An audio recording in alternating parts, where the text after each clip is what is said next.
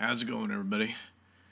It's me, Jan Michael Vincent, and welcome back to the Airwolf audio commentary. This is for Season 1, Episode 4, Bite of the Jackal. Now, so far, I think that's my favorite episode title.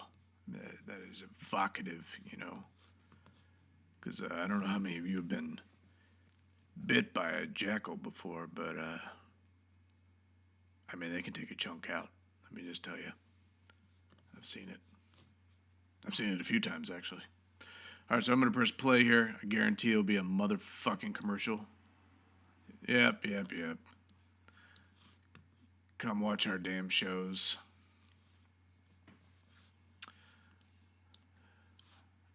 I got to tell you, I don't get The Office. That's what they're promoting here. I just do not get it. I tried watching it. I tried watching the British one first because, every goddamn person would tell you how great it was. And frankly, I couldn't understand a word they were saying. And then I watched the American one and, it's just not my cup of tea. All right, so we got a little foreshadowing here.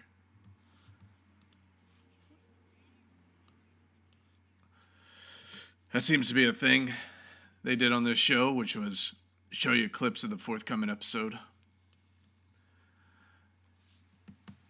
Got some nice gunfire there, and it looks like we're going to be in a little bit of trouble.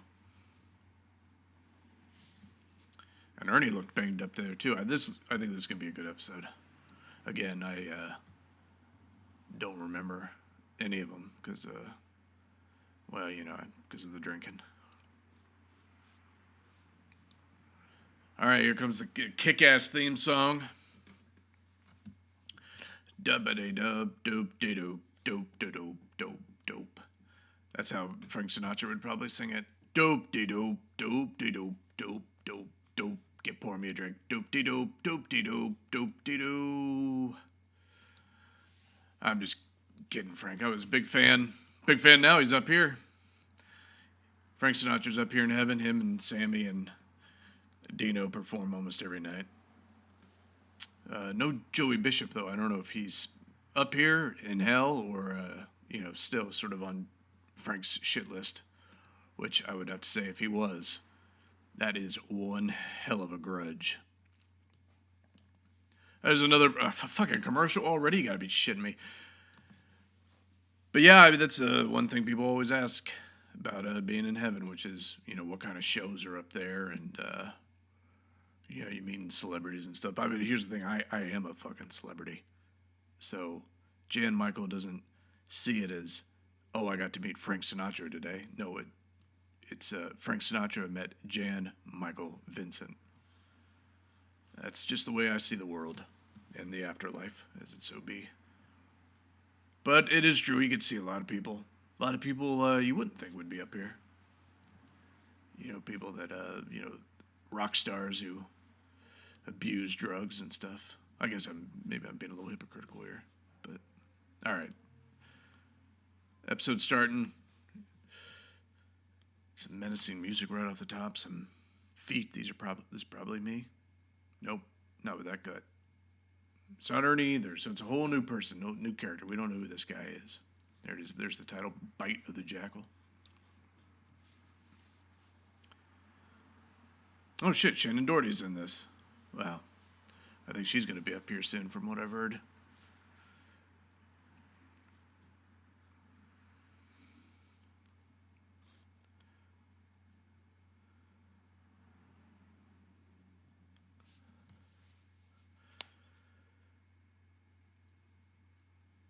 Now, I was going to say something, but never mind, because that guy's got what is that, a calculator? What's a calculator going to do? That looks like one of those electric football games that I had as a kid. Not Jan Michael, it would have been way before. I mean, the guy doing the voice, I had that as a kid.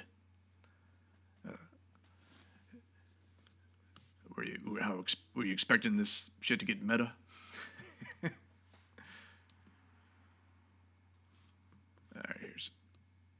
me and Ernie.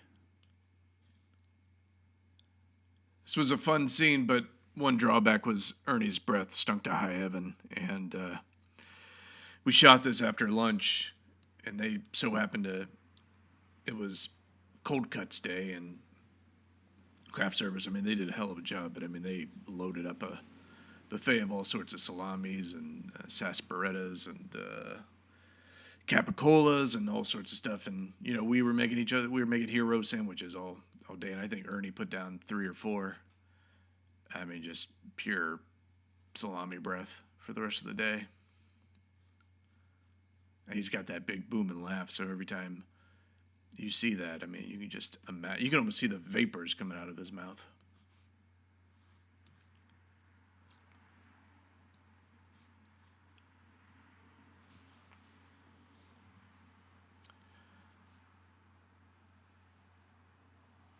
I try to do a cute, like, little boy pout there. They're right there, too. You know, sometimes you just gotta show off your vulnerable, childlike side, and you know, women love that shit. And that worked for me for a long time. Worked in this, worked in, what's the other thing I was in? Nah, fuck it, I can't remember. I know I was in Ice Cream Man. Not a good picture, though.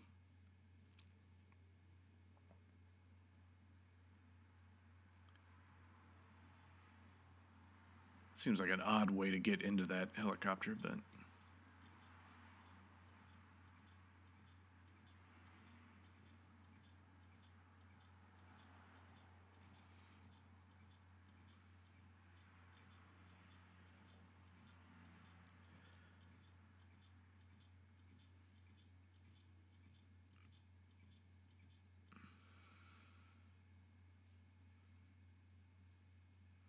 Now, we know from the first scene that that guy fucked with stuff a little bit. And I can kind of sense it. You can see it there. Jan Michael has 6 or 7 senses. You know, I clearly got a taste for booze. That's one of them.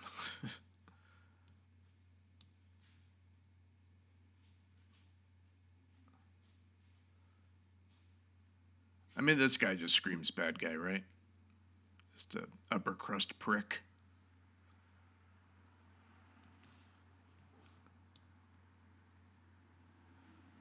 Boy, these guys are just articulating left and right, huh?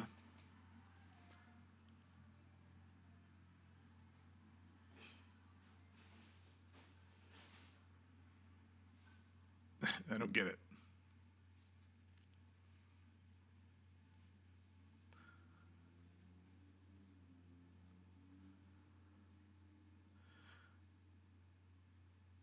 God, that champagne looks really good. Come on, Jan Michael. Hold it together. Hold it to fucking together. I will. Just for personal update for everyone who listened to the last episode, I'm happy to say 7 days sober. It's not easy up in heaven. They got a lot of juke joints and dive bars and Buffalo Wild Wings up here, and I mean, there's a lot of Buffalo Wild Wings. There seems to be one on almost every block. I don't know what that founder did or getting God's good graces there, but I mean, I'm not complaining either. The spicy garlic wings are to die for.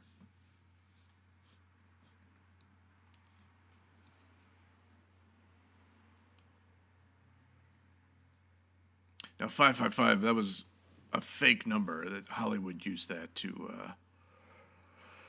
make it look like a real phone number, but if you tried to dial it, you would get nothing.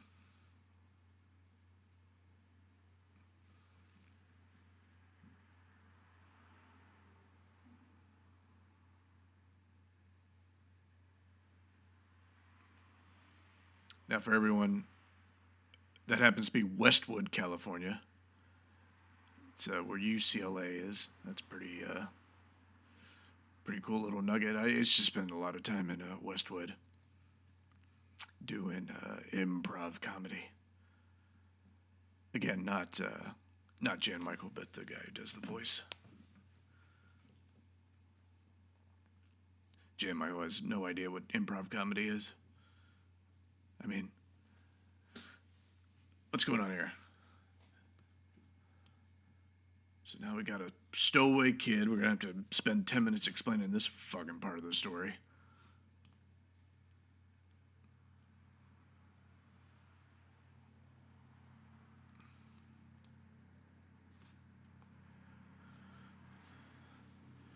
Now, this kid is played by Shannon Doherty. She has had kind of a long, good career. I mean, after this, she probably did a bunch of commercials or something. But I remember she was in a show called Our House. What's it called? Our House? I think it was. With Wilford Brimley. Oh, shit. Yeah, it was Wilford Brimley. He was sort of the head of a household, and she was the granddaughter. And then, of course, she went on to Beverly Hills 90210, which is a good program. Actually, Jan Michael was asked to be brought in for one of the roles that eventually went to Luke Perry, who I just ran into a couple days ago. Hell of a guy. And I'm glad he got it. See, what happened was, because I was so good looking, casting directors were often confused as to how old I was, and this particular casting director thought I was just a 17-year-old piece of ass and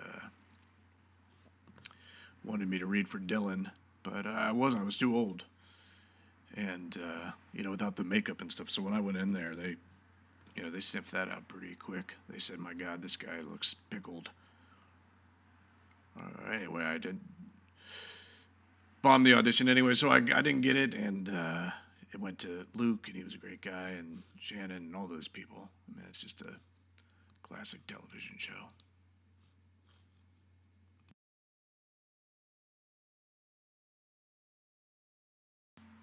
All right, so the dog's a little upset here, which kind of tips me off. I know something's up.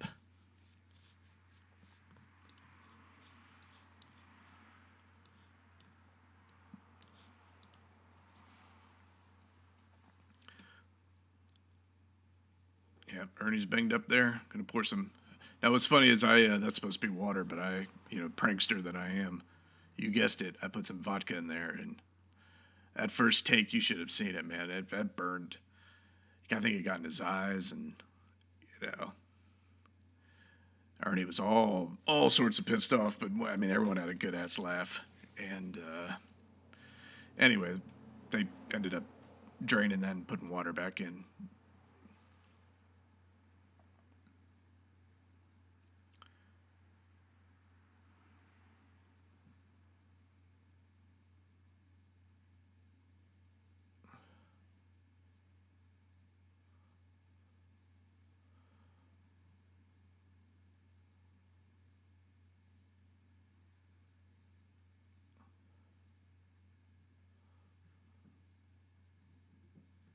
I heard that Shannon Doherty was not easy to work with by the time 90210 came along, but I gotta say, she was a doll on set, and actually a hell of a money manager. I mean, she was a smart cookie, even at that age.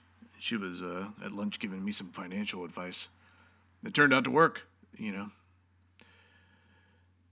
couple of stocks that she had already invested her acting money in, and for that I always thanked her. I mean, I blew all the money anyway, but I hate that every story I got comes circling right back to drugs and alcohol, but that is a big part of the Jan Michael story, and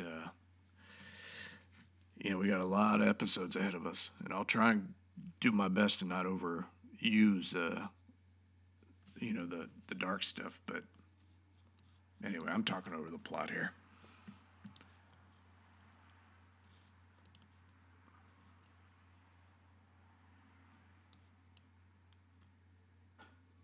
That woman was a real dish. Smelled great, too, in person. Before old Sleepy Joe did it, Jan Michael used to like to smell a woman's hair. And you know what? They're absolutely right to not like it. I gotta tell you, even when I was doing it, I kept thinking, Jan Michael, this is wrong. But, I got weird Piccadilly is about me, and I think that's the word I'm looking for. Predilections. Anyway, one of them was smelling the hair of a beautiful co-star.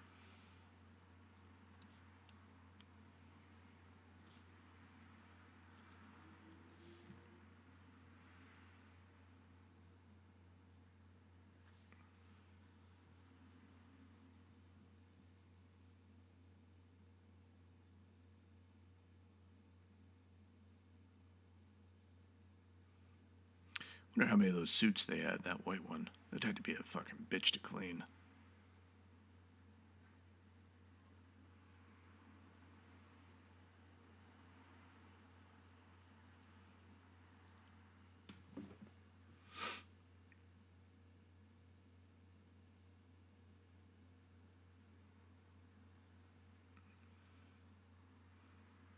What are these accents? I mean, I can't really follow it.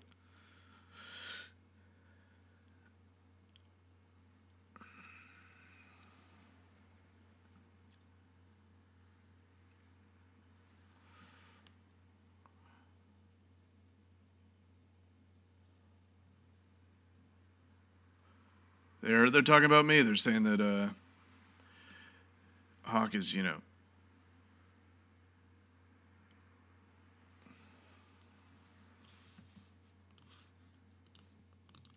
Yeah, they're talking about old Stringfellow Hawk, about how good he is at his job and tough and, you know. And I bring that up because, you know, that's the character I'm playing. Jan Michaels playing Stringfellow Hawk. And, you know, the kind of thing that does to a leading actor, you know. The playing a character that's perceived as so great and above repute. And it gets to a person. It gets to the actor. It meant in different ways, too, you know. First of all, you start buying into it, thinking that you're some sort of superhero, and but then after a while, and after many late nights, after chugging them down with Harry Dean at Dantana's, you know, you start to get a little self-conscious, and your esteem starts to go down, and you realize you're not that guy. I'm not Stringfellow Hawk. I'm Jan Michael. I'm a actor. I'm a flawed man. One too many mornings, you know, waking up and just crying, just plain and simple, bawling my eyes out. A lot of people don't think that, you know, they just think it's all glamour and stuff, but I bet you dollars to donuts, all those actors in the Avengers, they hate themselves. They probably fall asleep with a pistol in their mouth, or you know, they're going to some sex club or something. I'm just, whatever it is, whatever, you know, they just can't live with themselves. Or I hope they can't, because I'd hate to be the only guy who suffered through this.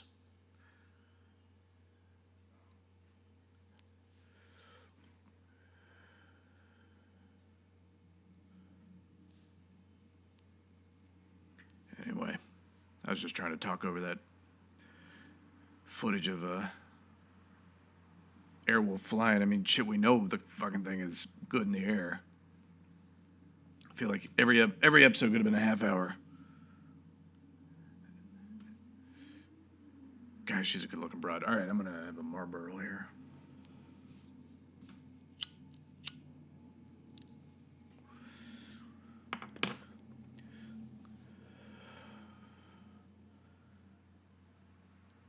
He switched eye patches.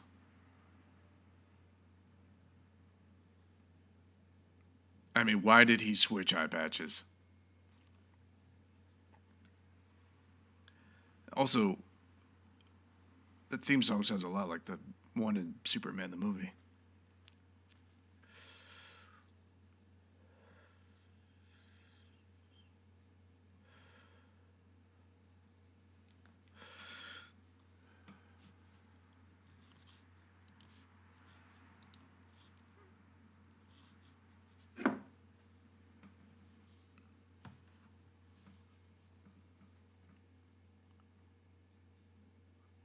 That's right. It's always politics. I mean, I'm in heaven now, so I'm not technically an American citizen anymore. But before I left that earth, I mean, my God, politics in America was a real mess, and apparently it got worse after I departed. I mean, sooner or later, everyone's got to realize that, government doesn't give two flying fucks about you, and well, whatever. This is not a political podcast, so this is about Airwolf. This is about my experiences, me talking you through the production and the history of the show. So I apologize. I gotta say though, I am insanely curious as to where Donald Trump's going when he passes away. You know, I have a feeling he'll come up here. God's got kind of a weird sense of humor, but you never know. It's 50-50 really. Because for example, Hitler is not here. I don't know if he's in hell or what, but he ain't up here. 'Cause I would have met him. Clubs I'm circulating and.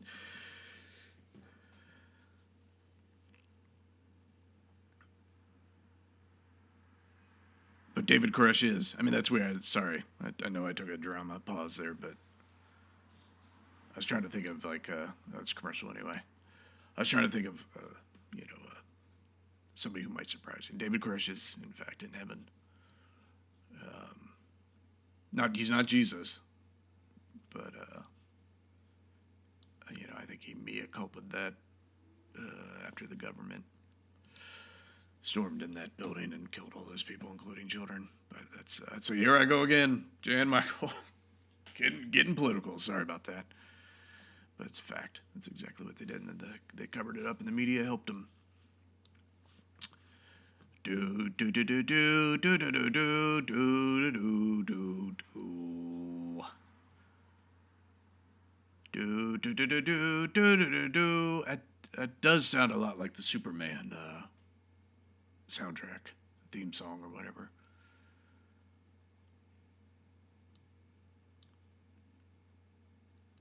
All right, we're back. Ernie and the kid are waving me down or waving someone down.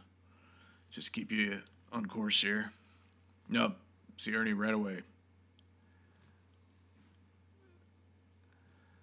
Ernie had a face like a pug, don't you think?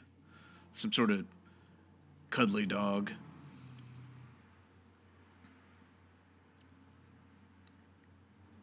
That gun looked fake as fuck. Not that one, but the one Ernie was holding.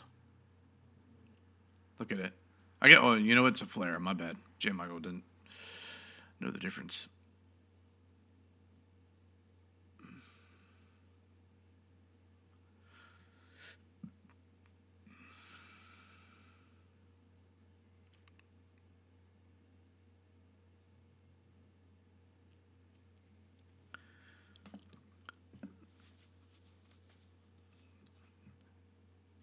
I mean, this looks like real trouble for old Ernie and Shannon.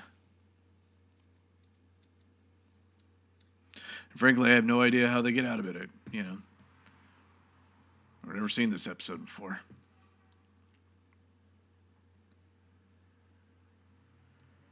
I would imagine I'm going to have to show up here any second.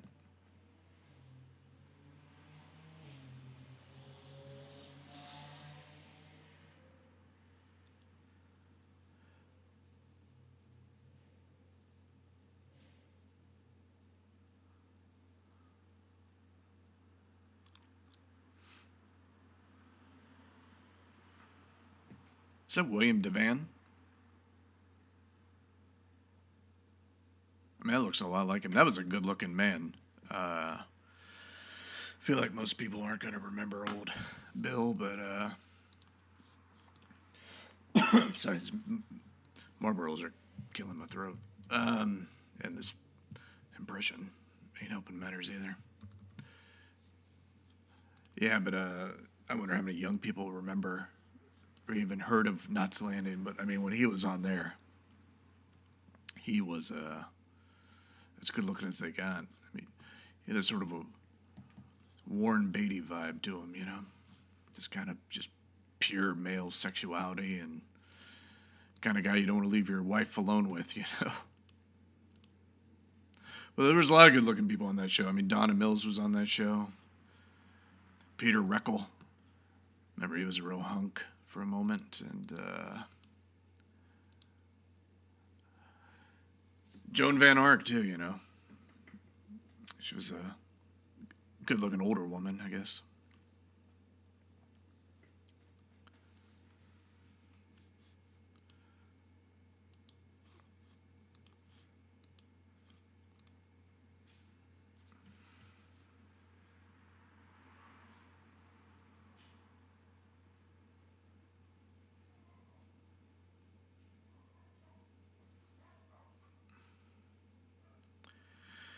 This guy's about to learn that you just do not fuck with Stringfellow Hawk.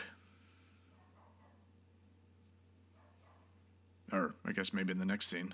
I thought that was building to something.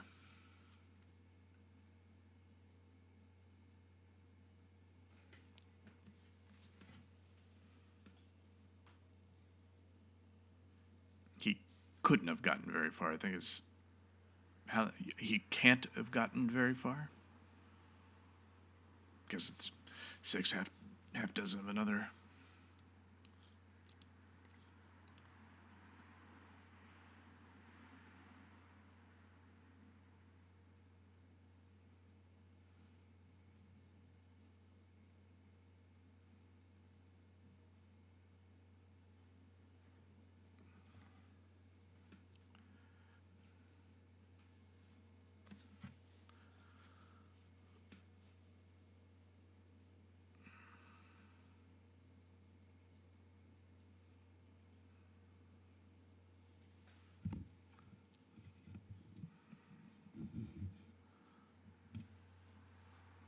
Those look like bowling pins, to be honest.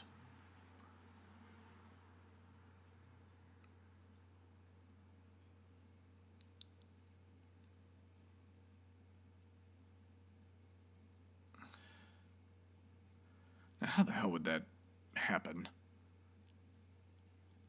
I know you're trying to be original here, but a missile is going to attach itself to a moving craft. It's got to move fast enough to catch the craft, and it's just going to gently stick to it. Come on.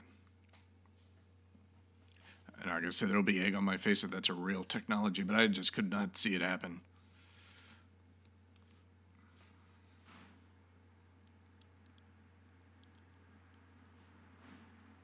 All right, you can see it in my eyes. I'm a little worried about things.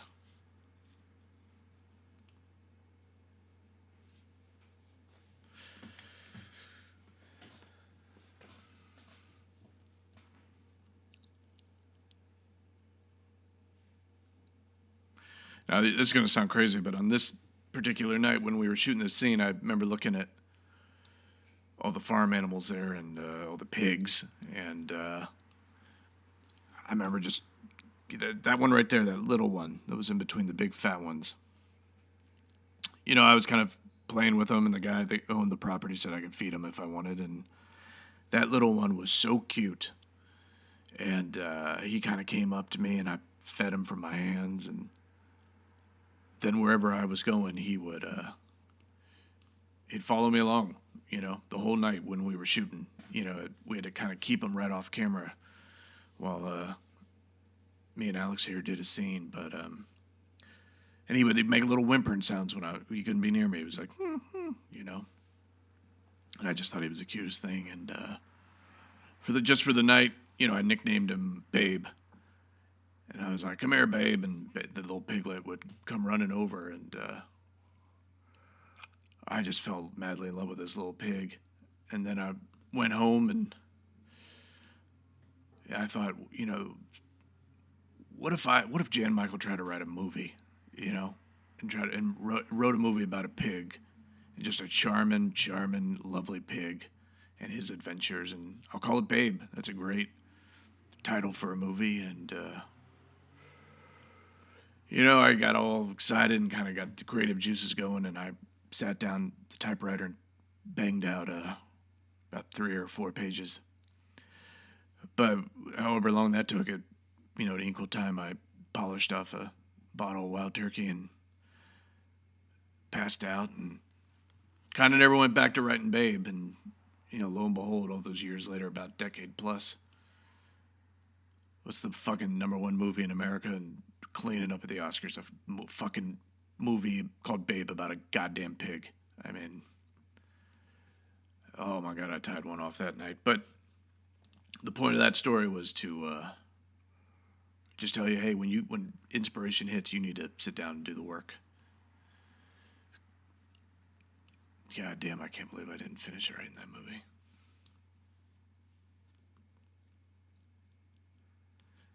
The same year Babe came out, I was in Ice Cream Man, which I mentioned earlier. I mean, a real colossal piece of shit. And, I mean, whatever. It's done. It's done. There's nothing I can do. I'm dead.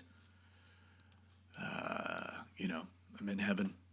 What's done is done. How I lived my life was how I lived my life, and I'm fortunate enough to be up here in heaven. And but every once in a while, things like that, they just fucking fire me up. They get my nerves going. I feel like electricity kind of pulsating through my veins, and I usually know how to put out that fire, but I'm not going to. I'm going to white knuckle it here. Plus, we got 19 more minutes or something of this episode, so if I can just make it through that, I'll be fine, and I'll shut off the computer, send the file to the Peacock tomorrow morning, and, just another day. Got through it.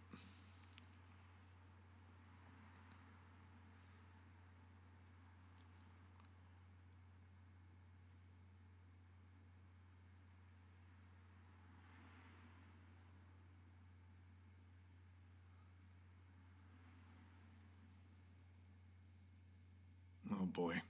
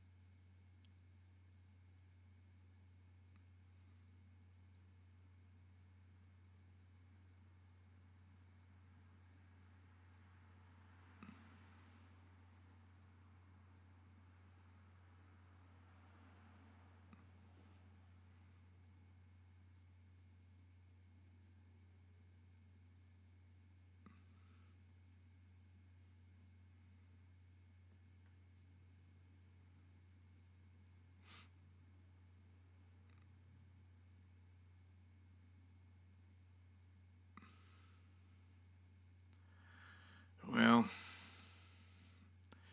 I hate to be the one to start the conversation, but this is straight stereotyping. I mean, it's a tricky thing. It's not like there aren't migrant workers that are Hispanic. I mean, come on.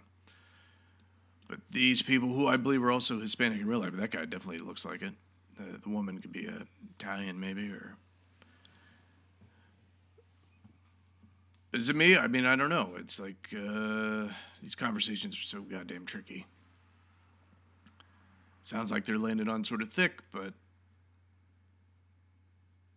it's certainly a far cry from brown face. So I guess this is the happy medium,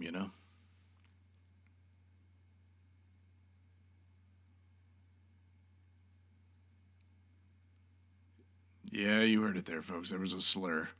That is tough to watch right there. That was tough to watch. It was a pithy little line that I wanted to put a little secret sauce on it, but I mean, you can just tell I'm a couple sheets to the wind. Hard to watch. This is almost like my own personal Frank Capra movie. It's lasting 55 fucking episodes. You kind of look back on your life and kind of are put exactly in that same moment as you were when you were shooting it, you know?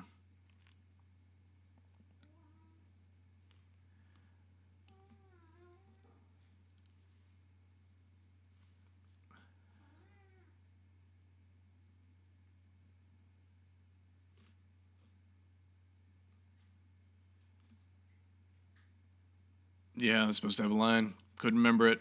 Fucking have to move on. It's TV, man. There's one take and let's go.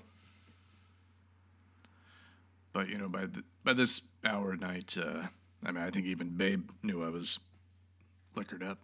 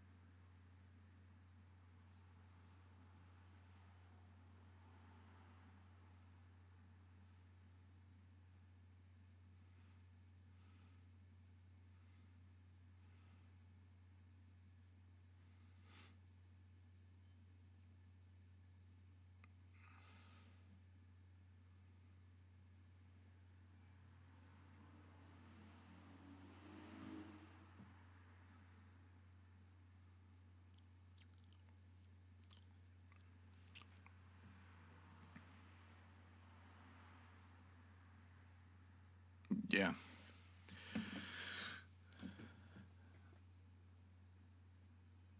But you know, some good comes out of this. I mean, you get to see a different side of Stringfella. Kind of a jovial scene here and stuff, you know. I just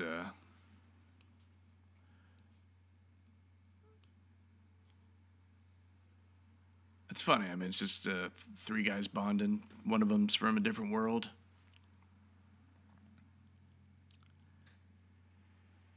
Some interesting hair that fella's got.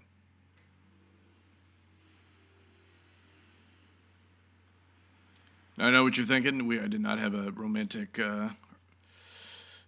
segue with that lady there. In fact, I don't even remember even chatting her up a little bit. I was so preoccupied with Babe and popping Altoids, so nobody knew what the story was, and just never got to speak to her. But she was good in these scenes, and yeah, I hope she had a decent career after she left our set. All right, here we go. Heading into the action section. So, you know, you got White Eyes there and me, and the music's pumping. And we got to go save Ernie and Shannon Doherty, whoever she's supposed to be. I don't think they've gotten to it, have they?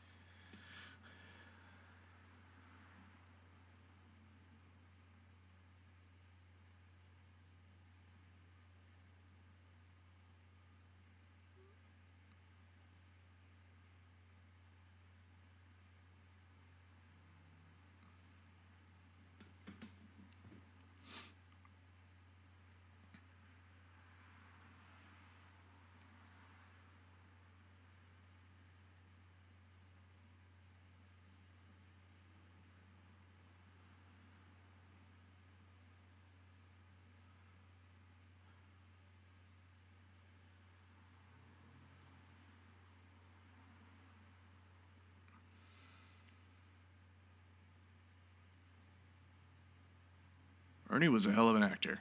I know that this is a far cry from here to eternity, but I mean, he brought it, you know, every opportunity, and not that he didn't have a silly side to him, but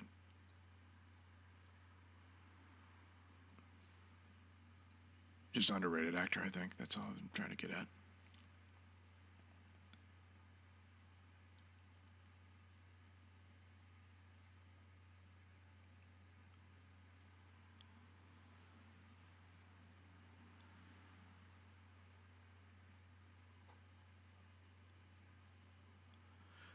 I used to have a fun thing. They made action figures based on these characters, and for Christmas, one of my wives gave me one little Stringfella Hawk action figure, and I used to have a lot of fun just climbing up to the roof of my place and putting the guy in the toy Airwolf and just chucking him, just watching it fall straight down to the ground and break it into a million pieces, and I'd go out and buy another one and do the same thing all over again.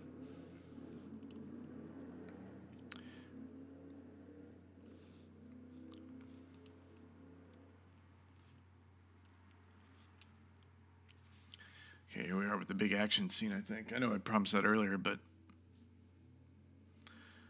Alright, run, Ernie. Run, Janet Doherty. Here comes Airwolf.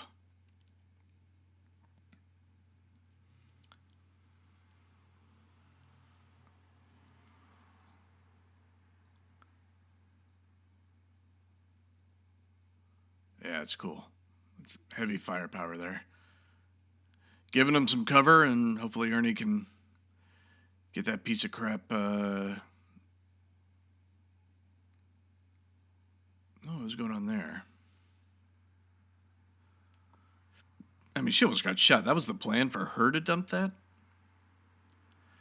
It's not like he wasn't even ready to fly yet. I mean, he could have done that, but whatever. Seems to have worked.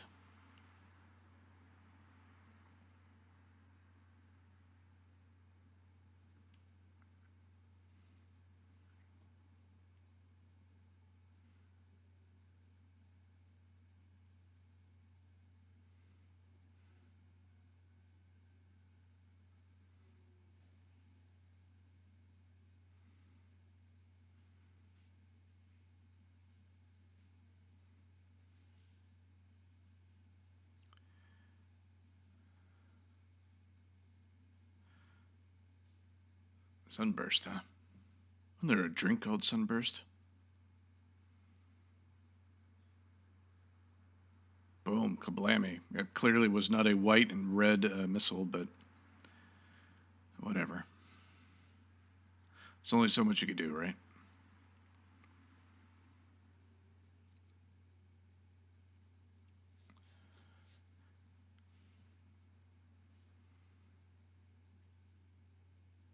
Wait, that's not good.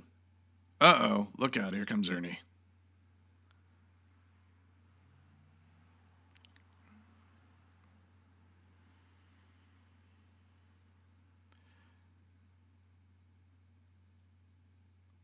Whoa.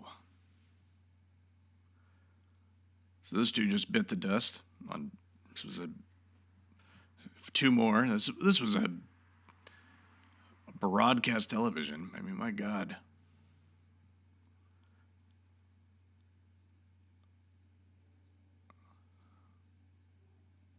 Is that girl holding the... Oh, she's holding the flare gun, yeah.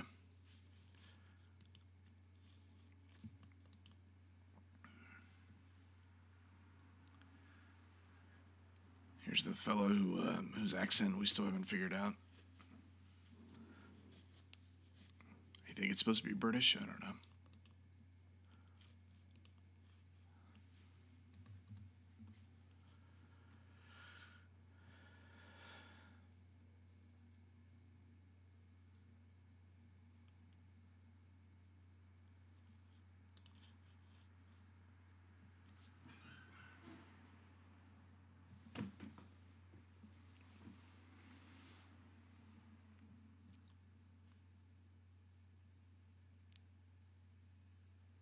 All right, cool. I saved the day again. It seemed like a close one there, but it just shows like how real teamwork is. We come to save Ernie, then we're in a little bit of trouble, and then Ernie pops up and saves us, and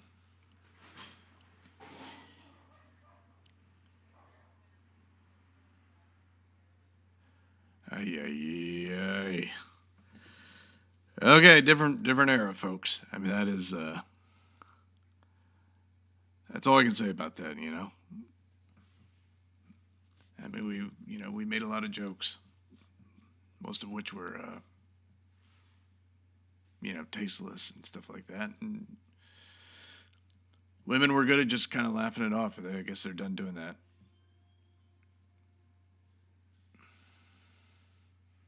Like I say, even for old Jan Michael, that one was a little tasteless.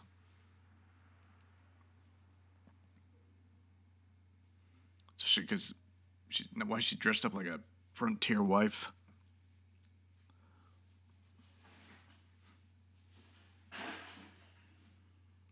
I mean, look at Ernie there. He looks like $1 million.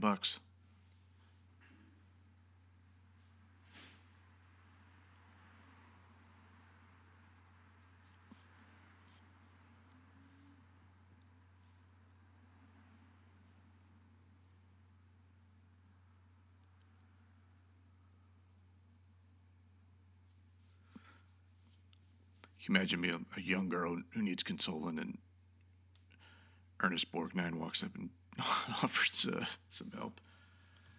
Jesus Christ.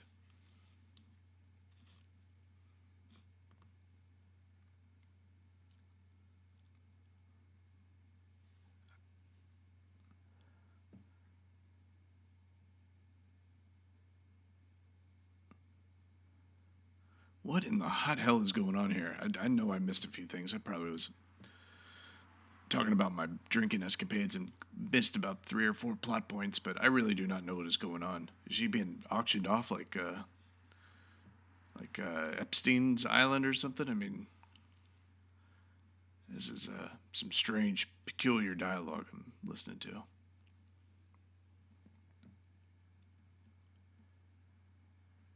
I mean, they got her dolled up, like she's about to start scrubbing someone's floor and washing his pans, and none of that was innuendo, by the way. I mean, like, literally, she would start doing the housework.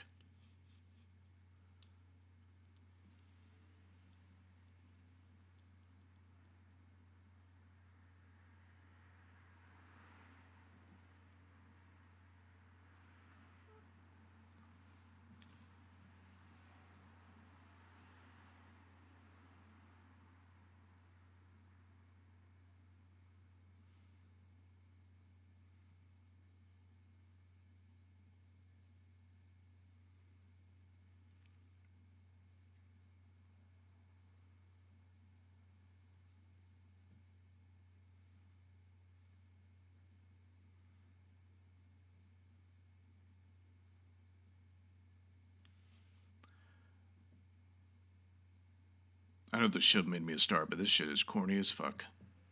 Look at me. God damn, I look good.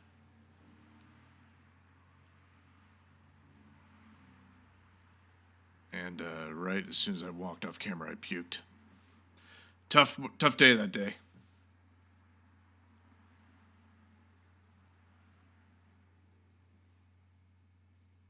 I mean, she looks like she's from outer space.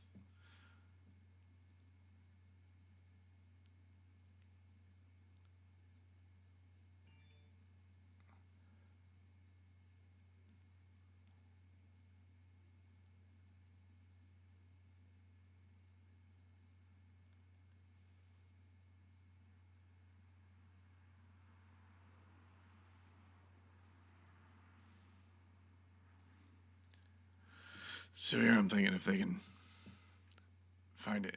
Well, no, he's not my brother. I'm sorry, that got confused. I was thinking out loud. I was trying to connect the dots before I really put them together. And anyway, fucking episode's over. Well, it's another one of the books, everybody, and hope you enjoyed it. And I will talk to you next week. This is Jan Michael Vincent, and I love you. Bye.